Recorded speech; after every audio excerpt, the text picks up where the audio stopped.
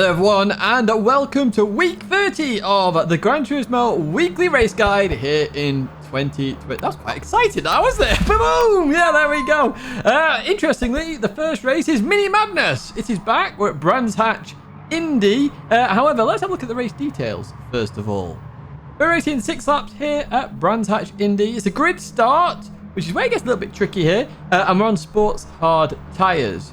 So it appears the modern Mini, very good at starts, but not so good in the race. It appears the old Mini, not very good at starts, but very good in the race. So pick and choose what you like. But to me, personally, I would go with the older Mini if you want a bit more fun in there, to be honest, not to be overtaken on straights. Anyway, let's head towards this race because there's a good example of some bad driving, not necessarily dirty driving in here, although it changes. I don't know. Let's go straight to it. Here we are then at the start. Look at that. We've got an old Mini, then a lot of new Minis, and then a lot of old Minis at the back. And a few familiar names in there as well. I'm in the old Mini because why not? I'm Mini Madness. All the good stuff. So I'm revving the nuts out this thing. And you don't need to worry about the handbrake. Do put traction control on one. Although it does wheel spin irrespective of when you turn it off. So I just got it to get initial speed going and I'll turn it off here. Hit the limiter straight off the bat. So make sure you change it a little bit quicker than I do. And off we go. And straight away, the leader in the old Mini has lost a lot of positions. That will also be due to the grid position because it is on a hill as well. But the new Minis all had a good start. So that's the way I've viewed that. Go through here then. Everyone survives, which is kind of nice, really, for Paddock Hill Bend. And we're going to enter into Druids here. So lots going on. You can see one of the new Minis off there. Now, that's the driver in question I was talking about in terms of bad driving, dirty driving. We'll have a look at that in a little bit. We are side by side here, though, with the Estonian. We give each other space. Happy days. Get a little bump there from the German behind. And, yeah, we're going to keep that position for now. Happy days. Look at this. Brilliant start for us, then. You can see a lot of action up ahead. I don't know where they were going. Narnia was probably the correct answer as we go side by side with JT at this point. And then nothing going to happen. Little tap there from the Estonian. Just lost the rear there. And then, as we see, the new Mini just pushes me a little bit there. But I wasn't thinking anything bad of it. I was just like, a little bit pushy. And again, a little bit pushy.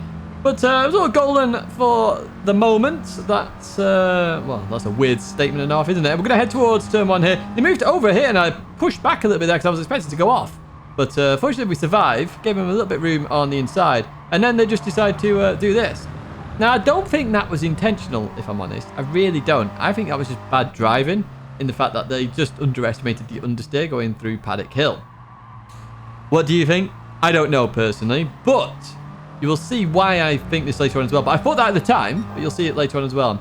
Now, I don't know what happens up here, but the Estonian heads off to Narnia, and it looks like Blitz was involved in that as well, but they were on the outside, so not too sure what was going on there. But we're going to try around the outside here. Is it going to work out? Excuse me. It doesn't look like it, and they come across to defend that. A little bit of a block, a little bit of a defense, but again, I wasn't worrying too much. I was thinking, how am I going to pass this person as we come over the hill here? We do have a lap guide in a little bit as well, so do stay tuned for that as we're going to head down the straight. And this is where the old Mini comes into its own. You notice a change of gear there with that new Mini, and we're just going to look down the inside. They go defensive, so we go towards the left-hand side here, and we just go all the way around. Now, if they were a dirty driver and purposely trying to hit us off, they would have absolutely punted us here. So I thought, maybe they're going to try and do it at Druids, but they don't. And yeah, we just carry on racing. We catch up to Java. And what we're going to do here then. So heading towards Paddock once again. And down we go. 4th gear is the maximum gear you have in this old Mini, by the way. They're just going to clip the gravel here. So we're going to look towards the inside, get a bit of a run on them. In towards the braking zone at Druids then. And some good side-by-side action here. And job done. 3rd gear round we go. While we're in 3rd gear, it's to stop the wheel spin, as you saw at the start. So now we've got a new Mini ahead of us, Woodley Creeper. Again, I think they were struggling a little bit in that new Mini. What I would say in terms of this daily race, the new Mini is expert level, and the old Mini is sort of like, you can just go out and race level. So you can win in a new Mini, but you have to be an expert. Oh, look at this. This is that Blitz guy, and he just comes charging in, absolutely punched Java off. So at that point, I'm like, well, is he doing... I don't actually know. I think there's some bad driving. I think maybe some dirty driving in there as well. But I felt a bit sad there for Java. Maybe that was the incident earlier on when we saw Blitz off. I don't know. But yes, in terms of the new Mini and old Mini, the new Mini, I would say, is expert level. So you can win with it, but it's just difficult as Woodley just goes straight off there. No idea what was going on. Maybe they outbrought themselves. I'm not too sure. But we're going to advance a bit further on now and start a lap guide as MB30 has been off. We're going to overtake them. We're going to head towards turn 1. And on the left-hand side, we have that marshal box there. So we have the 2 board. You've then got a set of cones there. And then we've got the marshal box. Now, we're on the inside here. So we've got a compromised line a little bit. But one of the things you've got to do here with the Mini is make sure you're not hammering on the brakes as you turn, because the weight will start shifting and being awkward. So start to release the brakes before you start to turn, and it should stay fairly stable. Up at Druids then, no need to highlight anything here. It's literally the shadow straight across the road from the Palmer Sport gantry. Palmer Sport, by the way, absolutely brilliant. You can check out that video on my channel. I'll put it at the end as well, actually. So we're going to come through Druids then. 3rd gear, do not drop to 2nd. It's got enough speed to come out of this corner. Absolutely fine and dandy. You will have to shift to 4th gear, though, and then you're going to drop straight back to 3rd as you approach this corner here. Now, I broke a little bit too early here. However, you want to get as close to that curb as possible. Don't go on it, because if you go on it, you're going to spin and spin off here. And you want to maintain above 60 miles an hour there. Notice we stayed just on the 60 there. It went straight back up to 61 very, very, very quickly. Advance through this quick left. You may have to lift here. I lifted a little bit because I did it slightly wrong. And as you come through this right, this is where you want to start to slow the car early and keep a tight line. But use the end of that curb as a reference here and start braking. And as I say, keep it tight. If you leave that gap open, someone's going to go down the inside. So I keep it tight. It's actually the fastest way to go tight as well, because then you can get down the hill. Now, don't change gear until you hit 70 miles an hour at least, and then change gear. You shouldn't hit the limiter, and that's the maximum way to get the pace out of that old Mini out that last corner. That's going to be it in terms of race A. So, not the greatest of races for me personally, and what you're going to see now is a lot of brand new Minis at the front and old Minis in the middle and brand new at the back. So you can see the expert level and then the go-to car for everyone. Let's head to race B then, and let's find out what we're doing at the Nurburgring, where we are racing in Group or Machinery. As you can see, we've got a nice lovely livery there as well. I think Mungino did this one, so shout out to you once again. Drivers Room are supplying tons of liveries at the moment, so you can check them out on Twitter. Let's have a look at the race details then. We're racing 3 laps here at the Nurburgring. It's the GP layout, by the way. I didn't mention that. It's a rolling start. Some of you will start on the chicane and have to do a couple of corners as well. And we're on racing medium tyres. Now, as you can see, we're in the Evo in the background. Now, this car I don't particularly like because you have to drive it so aggressively. And I'm not an aggressive driver. I like smoothness. I like having to control the car. But this is like plonk your foot on the brake, plonk your foot on the accelerator, and off you go and do the job that you're trying to do. So not the greatest for me. I did put a lap in, but it was very slow. I only did 1 lap, so what do you know? Anyway, let's have a look at what happens in the race then.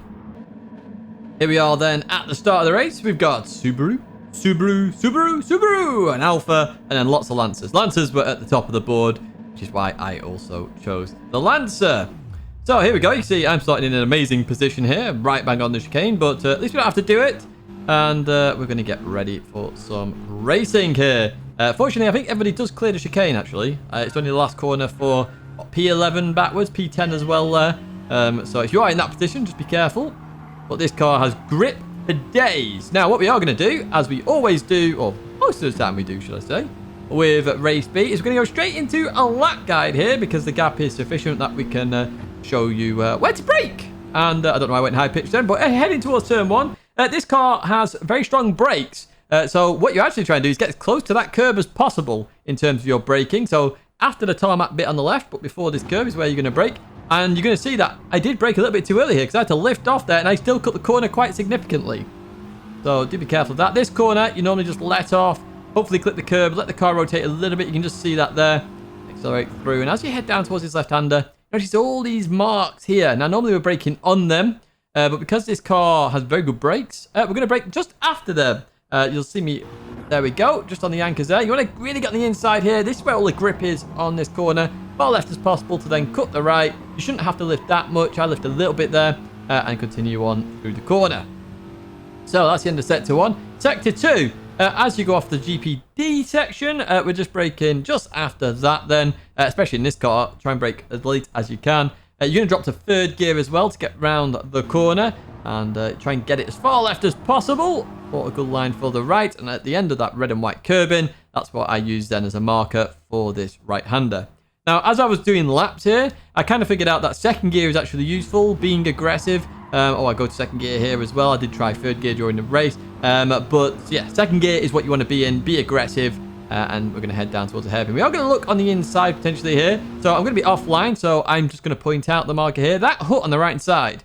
We normally brake at that as it crosses the screen on the right. You want to brake just after it crosses the screen on the right-hand side. Obviously, I'm on the wrong line here, so Mars is going to keep that position for now. I was just showing my nose, letting him know I'm there.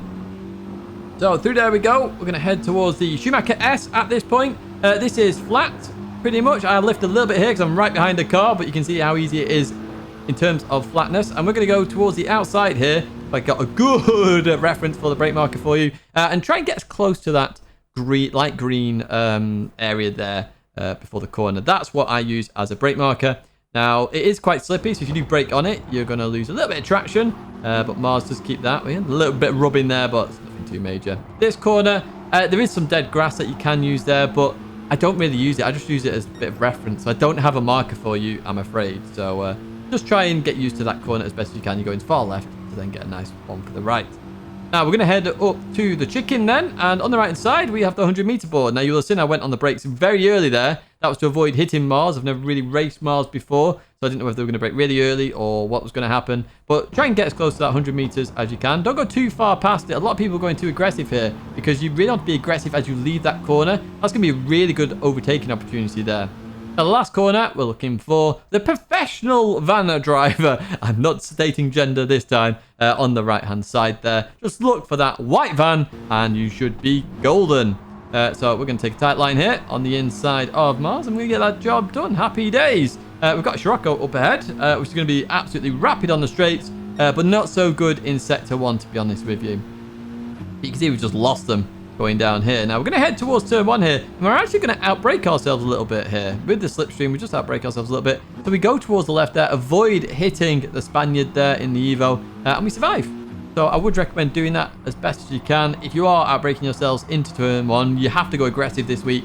Just straight line it, avoid them. If you have to go left and ruin your race, just do that and be sensible, and that way you're not going to get accused of dirty driving or whatever. You've done what you can in terms of, surviving, basically. We're going to overtake the Spaniard, who you can see how the FF cars really struggle in that first sector, which is why they're not the dominant car. And they did run a little bit wide there on the previous corner, so I did know that we were going to understeer a bit more than normal. There's going to be a bit of rubbing there, but we managed to survive it, all good. And we're going to continue on, and they're going to have a penalty as well. So up into P11 then. In about a bit further on, Quinton's now caught up as well. And you can see it's getting very tasty up ahead. We've got Skull, we've got Max Range, we've got, I'm going to say Timmy, they're here. And I'm not sure who the other Spaniard is. I can't quite see there. Pincho. So I knew what was going to happen here. I knew it was going to be at least 3 wide heading towards this corner. I could have gone really defensive here against Quinton. I decided not to. So you can see I let off here, and then I brake, and then I'm sort of like, okay, I don't want to get involved in this. Let everybody go. So I thought, okay, let's try and do some form of cutback. Potentially that might work. And I was like, 3 wide here is going to be very dangerous. So I back out of that as well, and we end up going 2 by 2. So good racing though. We all survive. Heading towards this left. I knew I had to try and follow Quinton here to maintain that position. Very hard to do when the grip is on that curbing that I was describing earlier. Unfortunately, we're not going to get that position. We do sort of stay in P11 here for now. And it's status quo Quinton benefiting the most there with those moves. So good job, Quinton. As we're going to continue racing this Skull Crusher with a penalty up ahead. So we know we're going to get at least one position here. So through the right we go. Now Skull instantly goes towards the right here, not realising the penalty is not now, it'll be at the end. So, yeah, Skull apologised for rejoining here, but I thought it was just perfect sportsmanlike conduct, to be honest, Skull. So I don't think you need to apologise here at all. It was perfect. I went opportunistic, and it didn't work out. That's all that was. I think we're all golden. So, yeah, don't worry about it, Skull. It wasn't your fault in the slightest. I think that was perfect racing from you. So we're going to continue on. We're going to see if we can get past Skull towards the end of this. There we have a flat Schumacher S, so well demonstrated. I put my money where my mouth is. Is that I don't even know if that's the right phrase. Even so, we continue. Oh, big punt there by the Spaniard on max range there in the Alpha. Not sure what's going on there, but we continue on through here then. And we're going to see if we can, basically, what you're going to see now is some strategic driving from yours truly, and see if we can really develop it. So I said earlier on, don't be aggressive here. So I let off it. I want a good run through the chicane. But unfortunately, everybody slows down a bit too much. Oh, wow. Caster decides to send max range to Nani there. Not sure what that's about, but I tried to go for the run here. Didn't quite work out, but we know we're going to end up in P10 anyway, because Skull's got that penalty. So a good little race there that we had.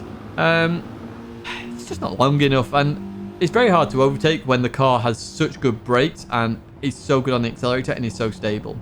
You might be able to have some good races, but I don't think there'll be that many. But that's going to be it for race B. Let's head to Australia.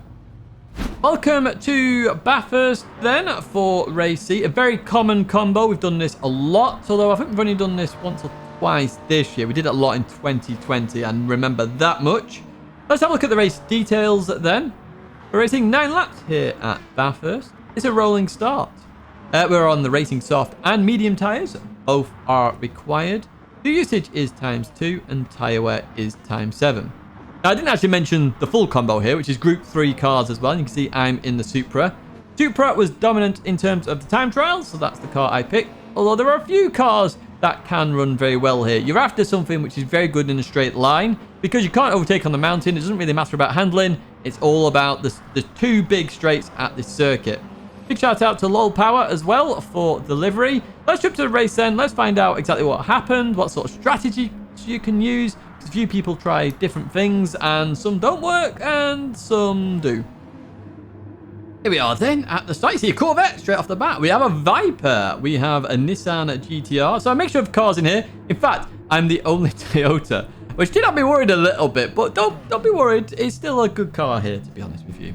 So we are going to set off here. There's a lot of people. Max Power made a quality comment. Apparently I've got more followers than the Pope. But that was awesome. We'll start our own religion. I don't know. Call it Tidgneyism. I don't know. Anyway, let's kick off this race then. So you have to be careful of this last corner. That's why I put traction control on 1. Just to be a little bit safe, to be honest, as we come through there. Because cold tyres, all that good stuff. Now, this is my first few laps on the medium tyres, if I'm honest. And you can see it didn't go really that well in terms of the first corner. We did go a little bit deep. So what I'm going to do is start to warm up. But we're going to advance a bit further on, to be honest with you. Coming down here, watch this. Full on, lose the rear end there, but we can't. I thought that was quite a good catch, to be honest. It's why I'm showing it. As we see MB30 also lose the rear. Very sketchy at the dipper there, so do be careful of it. We're coming down to Forest Elbow. I think it's called Forest Elbow. It's been several names in the years. I still call it Forest Elbow, but we continue on out of there. And obviously the Supra very quick. The Subaru ahead is not that quick in a straight line, and you're about to see that here. Obviously I've got slipstream as well, which is an added bonus. But look at the speed that we catch up here. Absolutely insane. And this is why you need a really fast car on the straights. And we go through there side by side. Now, I do brake a little bit late here, you know, carrying a bit too much speed into the corner. We do manage to stop it, though, fortunately. It was only a tiny bit. Some good side-by-side action here with MB30. But they make an interesting decision here. It's going to the pits on lap 1. And that had me thinking, are they going in on lap 1 because the Subaru is so good on the tyres, it could last on softs for the remainder? I don't think that's the case. I think that was actually a mistake, if I'm honest. But we continue on here on the end. We're coming towards the end of lap 2 now. You can see a lot of cars up ahead. So what you're going to start to see are people trying to basically get out the traffic, which obviously is a big thing here at Bathurst. You're stuck behind cars on the mountain. You can't really do that much. So you see Consta go in, and you also see, who's that? Damien go in as well there. So 2 more cars go in. Does it really work? Yes and no. Now, Consta, you will see later on. I don't believe a lap 2 pit will work for the majority of people, so I wouldn't recommend it if I'm honest. But we're going to continue on racing. Now, we're actually going to see an overtake because we haven't seen many of those yet. So you see Dilster on Afraid Racer up ahead. So Dilster's actually got slipstream here as well. So we're going to pull way past Afraid Racer, and Afraid Racer is going to pull back into line there. Oh, goes a bit defensive actually, does Dilster, but does get that position done and dusted. So we're eventually going to catch up again. We just keep catching the train and everyone pits. So here we are with Afraid Racer. So we're catching really at the wrong time here. Potentially I could have had a look, but I don't. Afraid Racer goes defensive, which is good stuff. They go a little bit tight there. I was looking for the moves. Not going to quite work out here. So we're going to have a bit of good racing. I was like, ooh, are they going in the pits? Are they? And they don't. Dilster decides to come in on lap 3. Potentially, you can do the lap 3 pit stop. I have talked about this in a previous race guide about lap 3. The funky 1 stop. It is possible. You will have to manage your tyres insanely. Now, we're going to go side by side with Afraid Racer into turn 1. Some good racing here. And we go side by side. I don't know if they run off wide there or not. There was plenty of space there. We're going to have a little bit of a drag down towards turn 2 then. And I was worried here that we're going to go for slipstream and pull back out and go for the move on the inside. It did cross my mind, but I was like, I've got to keep this line. I've got to go for the best line possible here. through this right-hander. They don't go for that move. We go a little bit drifty there, but we do keep that position for now, and we're going to advance a little bit further ahead then. So this is the lap I chose to pit on, okay? One thing you do have to be careful with the pits is as you come in here, you brake just before the 100-meter board. Just be careful of this. As you see, the Polish driver has decided the barrier is a better friend than the pits. So, yeah, just be careful. Play it safe. Before the 100-meter board, brake.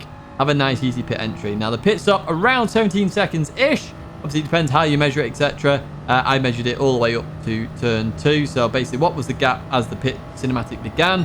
Up towards turn 2, and it's just over 17 seconds. So we're going to continue in here. You see we just brake as normal, and happy days. There's no need to point out any different brake marker. Pretty boring race from this point on, to be honest with you. We head all the way to lap 8, where we finally catch up to found Shelty, not lost Shelty. And you can see Consta is in the distance as well. So Consta obviously came in on that lap 2, which hasn't really worked out for Consta, to be honest with you. Well, it has, because he's further ahead as we look to get the move done on Shelty. Not quite close enough there to make that move, in my opinion, so I do back out of it, and we continue racing. But you can see Consta's been dropping back. He broke the traffic, but has then had to sort of relinquish positions. So does it work? Does it not work? For Consta, potentially it has worked, but I would say lap 3 is a minimum, and lap 4 is recommended in terms of the minimum amount on the medium tyres. Some people did go to lap 5, to be honest with you, which is also a shout if you want to skip some traffic. But I would say 4 laps on the medium tyre is probably going to be best here. So we've advanced a bit further on. We haven't done a lap guide, of course. So that is coming up right about now. So we've got a little bit drifty there, trying to catch up to Shelty. We're going to have a good race with Shelty as well. So heading towards turn 1 then. On the right, there's a photographer. I always point this out, but nobody really likes it. That's what I use all the time. If you know he's there, you will always pick them out. Always. You brake just before you get to them. And it's going to be second gear in Supra. And through we go. Just be careful on exit in terms of oversteer as we head onto this long straight. So you see Consta's falling back as well. That tyre wear really kicking in on this last lap. But we're going to see if we can catch up to Shelty before the next corner. We're not going to do it here. Not quite close enough. Shelty realises that. Pulls over to the left-hand side. Now, in terms of this corner brake marker, it's the end of the tarmac. Normally, we're talking about the beginning, but because we're on the soft tyres, the end of the tarmac is where you want to brake. And it's going to be third gear. You want to get as tight as you can. The further wide you are, a lot more hassle you have in terms of understeer. So just be careful of that.